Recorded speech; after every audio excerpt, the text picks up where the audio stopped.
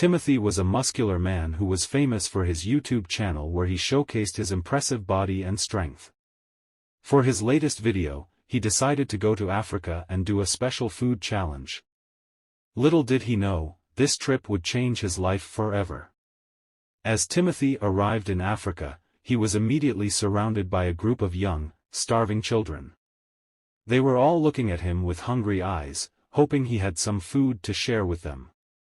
Timothy, however, had other plans. He brought a table with a feast of delicious food to the center of the village and set up his camera to start recording. As soon as the children saw the food, they couldn't contain their excitement and rushed towards Timothy, begging for some food. But Timothy had a different idea. He wanted to create an epic and shocking video, so he started eating the food in front of the children without sharing a single bite. The children were heartbroken, but they still tried to take some food from the table. Timothy, however, would not have it. He started slapping the hands of the children that reached for the food. The children were confused and frightened by this behavior, but Timothy didn't care. He thought it would make for great content for his video. In the end, Timothy finished all the food without sharing a single bite with the children. He then packed up his things and left the village, leaving the children hungry and in tears. Timothy was back home and uploaded the video on his channel. It immediately went viral, gaining millions of views and attracting media attention. People were shocked and appalled by Timothy's actions, but he didn't care. He was raking in millions of views and making a fortune from the ad revenue. He was now known as the man who exploited hungry children for views and money.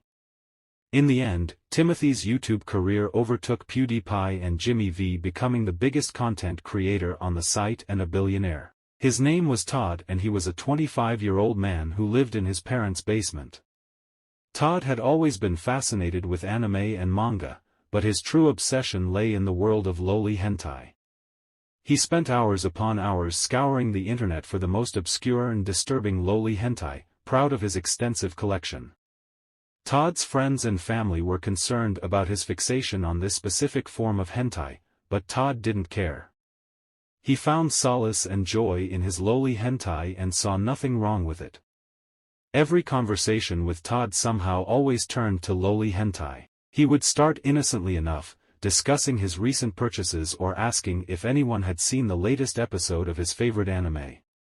But before long, he would steer the conversation towards lowly hentai and its deep lore and epic story. To Todd, lowly hentai was not just about the erotic imagery, but it was a world full of complex characters, love triangles, and betrayals. He could talk for hours about the deep friendships and tragic endings that were depicted in his favorite lowly hentai series. His friends and family couldn't understand how someone could be so obsessed with something so seemingly disturbing. But to Todd, it was all about the art and storytelling. He would passionately defend his love for lowly hentai, claiming that people just didn't understand the depth and complexities of the genre. However, Todd's obsession didn't come without consequences. He struggled to maintain relationships and often isolated himself from the outside world, choosing instead to spend all of his time immersed in the world of lowly hentai. But Todd didn't care. He saw himself as a connoisseur of lowly hentai, always searching for the next hidden gem with typos that added an extra layer of intrigue to the already complex and twisted storylines. For Todd, his obsession with lowly hentai was a way to escape reality and dive into a world full of love, friendship, betrayal, and twists. And as long as he had access to his beloved lowly hentai, he was content living in his parents' basement, surrounded by his extensive collection. Once upon a time, in a faraway land called Mushroom Kingdom, there lived a man named Luigi. Luigi was a handsome and brave warrior, renowned for his expertise in plumbing and his luscious mustache.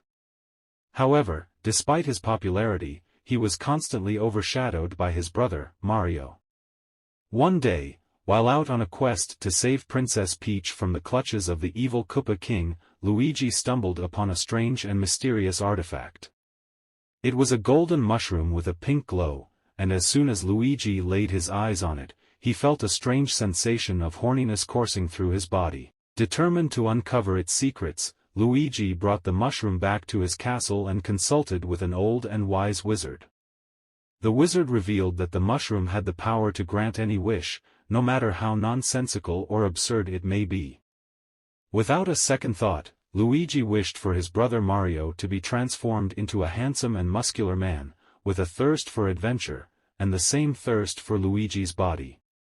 And just like that, Mario was no longer a short, chubby plumber, but a tall, rugged hunk with a permanent bulge in his overalls. The brothers couldn't resist each other's charms and began a passionate and steamy affair, much to the shock and horror of the conservative citizens of Mushroom Kingdom. As they continued their journey to save Princess Peach, Luigi and Mario encountered all sorts of strange and exotic creatures. From a tribe of horny toads who worshipped them as gods, to a group of racist Goombas who refused to accept their relationship and tried to sabotage their mission. But nothing could stop the love and lust between the two brothers, and they triumphed in the end, rescuing Peach and defeating the Koopa King. They returned to their castle, where they celebrated their victory with a wild and raunchy orgy, inviting all their friends and enemies to join in.